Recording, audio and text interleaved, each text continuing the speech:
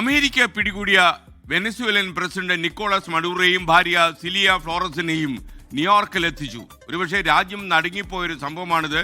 ബ്രൂക്സിനിലെ united states federal administrative detention സെന്ററിലേക്കാണ് ഇരുവരെയും മാറ്റിയത്. കൈവിലങ്ങ് വെച്ചാണ് ഇവരെ അമേരിക്ക ന്യൂയോർക്കിലേക്ക് കൊണ്ടുവന്നിരിക്കുന്നത്. മറ്റൊരു യുദ്ധ കുറ്റവാളിയെ പോലെയാണ് ഈ മഡൂറോയെ അവർ ഡീൽ ചെയ്തതും. വെനസ്വേലയിൽ ഭരണമാറ്റം സാധ്യമാകുന്നതുവരെ ഭരണം ഏറ്റെടുക്കുമെന്നും അമേരിക്കൻ പ്രസിഡന്റ് ഡൊണാൾഡ് ട്രംപ് വ്യക്തമാക്കുന്നു. വളരെ ആലോചിച്ചും വളരെ കെയർഫുള്ളായിട്ടുമാണ് രാജ്യങ്ങൾ പ്രതികരിക്കുന്നത്. ഇപ്പോൾ കൂടുതൽ വിവരങ്ങളുമായി നമുക്കൊപ്പം മധു കൊട്ടാരക്കര ചേരും. അതോടൊപ്പം ന്യൂസ് ഡെസ്കിൽ നിന്ന്, ഇന്റർനാഷണൽ ന്യൂസ് ഡെസ്കിൽ നിന്ന് കൃഷ്ണ ചെറിയാൻ ചേരുന്നുണ്ട്. അതുപോലെ നമ്മുടെ ഇന്ത്യൻ പൗരന്മാർക്ക് ചില ജാഗ്രതാ നിർദ്ദേശം വന്നിട്ടുണ്ട്. അതുകൊണ്ട് തന്നെ ബൽറാം നെടുങ്ങാടി കൂടി ഡൽഹിയിൽ നിന്ന് ചേരും. ആദ്യം ഈ അമേരിക്ക ഇത്തരം നടപടിക്രമങ്ങൾ, അതായത് മറ്റൊരു രാജ്യത്തിൻ്റെ ഉള്ളിലേക്ക് കടന്നു ചെന്ന് അവിടെ ആക്രമണം നടത്തി അവിടുത്തെ പ്രസിഡന്റിനെയും ഭാര്യയെയും കൊണ്ടുവരിക എന്നൊക്കെ പറഞ്ഞാൽ സാധാരണഗതിയിൽ ഇന്നത്തെ കാലത്ത് സംഭവിക്കാൻ പാടില്ലാത്തതാണ്. മധു, അമേരിക്കൻ പബ്ലിക് ഒപ്പീനിയനും അമേരിക്കൻ മാധ്യമങ്ങളും ഇതിനോട് പ്രതികരിക്കുന്നത് എങ്ങനെയാണ്? Good morning.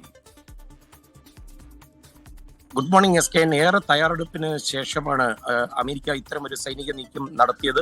ഇത്തരമൊരു സൈനിക നീക്കം നടത്താനുള്ള സാധ്യത നമ്മളാണ് ആദ്യം മുതൽ തന്നെ റിപ്പോർട്ട് ചെയ്ത് ഈ വാർത്തയുടെ പിന്നാലെ തന്നെ ഉണ്ടായിരുന്നു. നിരവധി തവണ ഈ മയക്കുമരുന്ന് സംഘം സഞ്ചരിച്ചിരുന്ന ബോട്ടുകൾ അമേരിക്കയിലേക്ക് എത്തുന്നതിന് മുന്നേ സാധാരണ രീതിയിൽ നിന്ന് വ്യത്യസ്തമായി അമേരിക്ക ബോംബിട്ട് തകർക്കുകയൊക്കെ ചെയ്തിരുന്നു. അന്ന് ഈ നിക്കോളാസ് മദൂരോയ്ക്ക് മുന്നറിയിപ്പ് നൽകി. പിന്നീട് അദ്ദേഹവുമായി ബന്ധപ്പെട്ടുള്ളവർക്കും ഉപരോധങ്ങൾ ഏർപ്പെടുത്തുകയുണ്ടായി. അത് മാത്രമല്ല, ചില ഈ മയക്കുമരുന്ന് സംഘടനകളെ, ഇവിടെ ഉള്ള ചില സംഘങ്ങളെ ഭീകര സംഘടനകളായിട്ട് പ്രഖ്യാപിക്കുകയും ചെയ്തതോടുകൂടിയാണ് അമേരിക്കൻ പ്രസിഡന്റ് ഒരു സൈനിക നീക്കത്തിനുള്ള ഒരു മാർഗം തെളിഞ്ഞു വന്നത്. അമേരിക്കയുടെ യുദ്ധക്കപ്പലുകളിൽ നിന്ന് ഏതാണ്ട് 150ഓളം പോർ വിമാനങ്ങളുടെ സഹായത്തോടു കൂടിയാണ് ഒരു ഹെലികോപ്റ്റർ ഓപ്പറേഷനിലൂടെ വെനസ്വേലൻ പ്രസിഡന്റ് മദൂരോയും അദ്ദേഹത്തിന്റെ പത്നിയും അമേരിക്കയിലേക്ക് യുദ്ധക്കപ്പലായ ഈവോ ജുമയിൽ എത്തിക്കുകയും തുടർന്നൊരു സൈനിക കേന്ദ്രത്തിൽ എത്തിക്കുകയും അതുപോലെ മൻഹാട്ടിലെ ഹെലികോപ്റ്ററിൽ 7 മണിയോടുകൂടി എത്തുകയും ചെയ്തു. ഫെഡറൽ കോടതിയിൽ ഗുരുതരമായ ആരോപണങ്ങളാണ് ഉന്നയിച്ചിരിക്കുന്നത്. മയക്കുമരുന്ന് സംഘത്തിനെ പ്രോത്സാഹിപ്പിക്കുന്നു, നാർക്കോയിൻ കടത്ത്, അങ്ങനെയുള്ള ഗുരുതര കുറ്റങ്ങളാണ് മദൂരോയ്ക്ക് അമേരിക്കൻ കോടതികളിൽ നേരിടേണ്ടി വരിക. ഇതിനുശേഷം ഡൊണാൾഡ് ട്രംപ് നടത്തിയ പത്രസമ്മേളനം വളരെ ശ്രദ്ധേയമാണ്.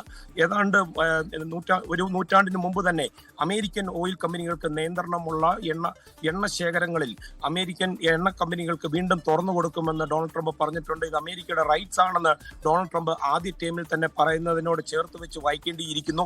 തന്നെയുമല്ല, ഒരു പുതിയൊരു ഭരണ സംവിധാനം, സുരക്ഷയുള്ള ഒരു ഭരണ സംവിധാനം, നീതിയുള്ള ഒരു ഭരണ സംവിധാനം വരുന്നിടം വരെ അമേരിക്ക ഈ ഭരണകാര്യങ്ങൾ നിയന്ത്രിക്കുമെന്ന് പറഞ്ഞു. വേണ്ടി വന്നാൽ ബൂട്ട്സ് ഓൺ ഗ്രൗണ്ട് എന്നുള്ള ഒരു സാധ്യതയും ഡൊണാൾഡ് ട്രംപ് തള്ളിക്കളയുന്നില്ല. പക്ഷേ നമുക്ക് ഏറ്റവും ഒടുവിൽ ലഭിക്കുന്ന റിപ്പോർട്ടുകൾ അനുസരിച്ച് ഇതുവരെയും അമേരിക്കൻ സൈന്യം അവിടെ വെനസ്വേലയിൽ ഇറങ്ങിയിട്ടില്ല. പക്ഷെ ഒരുപക്ഷെ ഇറങ്ങാനുള്ള സാധ്യതയുണ്ട്. പക്ഷേ വെനസ്വേലയിലെ വൈസ് പ്രസിഡന്റ് ഡെൽസി റോഡ്രിഗസ് വളരെ രഹസ്യമായി നടന്ന ഒരു ചടങ്ങിൽ അധികാരം ഏറ്റെടുത്തതായിട്ട് പറഞ്ഞിട്ടുണ്ട്.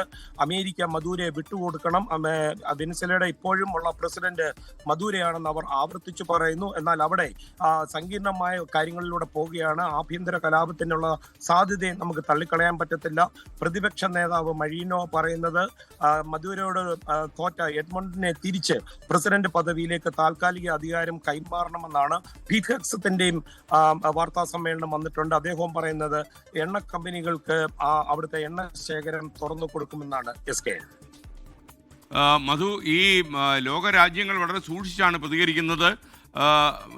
എന്നിരുന്നാലും ഈ അമേരിക്കൻ പബ്ലിക് ഒപ്പീനിയനും അതുപോലെ മാധ്യമങ്ങളും ഇതിനെക്കുറിച്ച് നിശ്ചിതമായ അഭിപ്രായങ്ങൾ പറഞ്ഞു. കാരണം ഇത് ഒരു ആധുനിക കാലത്ത് ഇതൊന്നും ആളുകൾക്ക് അംഗീകരിക്കാൻ കഴിയുന്ന കാര്യമല്ല. മറ്റൊരു രാജ്യത്തെ കടന്നില്ല, അവിടെ ഭരണത്തലവനെ പിടിച്ചുകൊണ്ട് പോവുക, അദ്ദേഹത്തിന് കയ്യാമം വെച്ച് തന്നെ നടത്തിക്കുക, അദ്ദേഹം കാര്യം ഇന്റർനാഷണൽ ഡിപ്ലോമാറ്റിക് മര്യാദകളുടെ ലംഘനം എന്നൊക്കെ വേണമെങ്കിൽ പറയൂ. എസ് കെ, അമേരിക്കയിലെ പൊതുജന അഭിപ്രായം ബഹുഭൂരിപക്ഷവും പണ്ട് മുതലേ അമേരിക്കയെ കാർന്നു ഒരു സംഭവമാണ് മയക്കുമരുന്ന് വിഷയം. ചൈനയിൽ നിന്നുള്ള ഫെന്റാനിയൽ മെക്സിക്കോ പോലുള്ള അല്ലെങ്കിൽ സൗത്ത് അമേരിക്കൻ രാജ്യങ്ങളിൽ എത്തിയിട്ട് അവിടെ നിന്നാണ് ഈ മയക്കുമരുന്ന് സംഘം അമേരിക്കയിൽ എത്തിക്കുന്നത്. ഒരു ഗുരുതരമായ ഒരു പ്രശ്നമാണ്. ഇതിനെതിരെ സന്ധിയില്ലാത്ത യുദ്ധമാണ് ഡൊണാൾഡ് ട്രംപ് അഡ്മിനിസ്ട്രേഷൻ നടത്തിക്കൊണ്ടിരിക്കുന്നത്. ചൈന പോലും ഒരു ഘട്ടത്തിൽ ഈ മലേഷ്യയിൽ നടന്ന ചൈനയുമായിട്ടുള്ള ഉച്ചകോടിയിൽ ഷി ജിൻപിങ് ഒരു തരത്തിൽ അത് അംഗീകരിച്ചതാണ് ഫെന്റാനിയൽ മെക്സിക്കോയിലേക്ക് എത്തുന്നതിൽ നിയന്ത്രണം കൊണ്ടുവരാമെന്ന്. അതുകൊണ്ട് അമേരിക്കയെ സംബന്ധിച്ച് ഇത് മയക്കുമരുന്ന് ലോബിയുമായിട്ടുള്ള ഒരു നേർക്കുനേർ യുദ്ധമാണ്. വെനിസ്വലൻ പ്രസിഡന്റിന് നേരെയുള്ള ഒരു യുദ്ധമായിട്ട് അമേരിക്കൻ ജനതയോ അല്ലെങ്കിൽ അമേരിക്കൻ ഭരണകൂടത്തിനോ ഇതിനെ കാണുവാൻ സാധിക്കത്തില്ല. തന്നെയുമല്ല, വെനിസ്വലയിലെ ജനങ്ങളിൽ തന്നെ ഭൂരിപക്ഷവും ഈ നിലവിലെ ഈ മദൂരയ്ക്ക് എതിരായിട്ടുള്ള റിപ്പോർട്ടുകളാണ് നമുക്ക് വിദേശ മാധ്യമങ്ങൾ പരിശോധിച്ചാൽ പോലും കാണുവാൻ സാധിക്കുന്നത്. SK മധു, ശരിക്കും ഈ റഷ്യ പോലെയുള്ള വൻ ശക്തികളായ രാജ്യങ്ങൾ, പ്രത്യേകിച്ച് സുരക്ഷാ കൗൺസിലുള്ള സെക്യൂരിറ്റി കൗൺസിലുള്ള 5 പങ്കാശക്തികൾ, ഇവരിൽ ആരോടെങ്കിലും അമേരിക്കൻ പ്രസിഡന്റ് ചർച്ച ചെയ്യുകയും അവരെ വിശ്വാസത്തിലെടുക്കുകയും ചെയ്തിട്ടാണോ ഈ രഹസ്യമായ നീക്കം അമേരിക്ക നടത്തിയത്? തയ്യാറെടുപ്പുകൾ നേരത്തെ ഉണ്ടായിരുന്നെങ്കിലും കാര്യം ഇത്തരം ഒരു പ്രത്യക്ഷമായ ആക്രമണം നടത്തുമ്പോൾ പല രാജ്യങ്ങളും അവരുടെ താല്പര്യങ്ങൾക്കനുസരിച്ച് പ്രതികരണങ്ങൾ നടത്തിയെന്ന് വരാം. അതും മാത്രമല്ല, രാജ്യങ്ങൾ തമ്മിൽ പല കുടക്കീഴിൽ കയറി ഒരു കോൾഡ് വാർ സിറ്റുവേഷൻ ഉണ്ടാക്കുന്നതും ബുദ്ധിപരമല്ല ഈ പുതിയ കാലത്ത് എന്നുള്ളതുകൊണ്ട്. SK ഒരു ചൈനീസ് പ്രതിനിധിയുമായിട്ട് മദൂരയുടെ ഒരു രഹസ്യ ചർച്ച കഴിഞ്ഞ ദിവസങ്ങളിൽ നടന്നു. അത് എന്താണെന്നുള്ളതിനെ പറ്റി കൂടുതൽ വിവരങ്ങൾ ലഭ്യമാക്കിയിട്ടില്ല.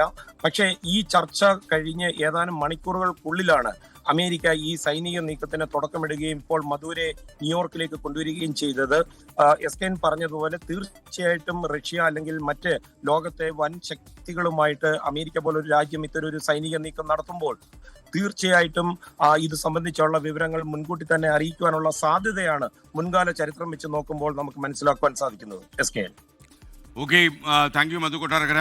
ലോകത്തെവിടെയായാലും ഏത് സമയത്തും 24 വാർത്തകളും ഓഗ്മെന്റഡ് റിയാലിറ്റി പാക്കേജുകളും എക്സ്പ്ലെയിനറുകളും വിശദമായി കാണാൻ ഞങ്ങളുടെ യൂട്യൂബ് ചാനൽ നിങ്ങൾക്ക് സബ്സ്ക്രൈബ് ചെയ്യാം.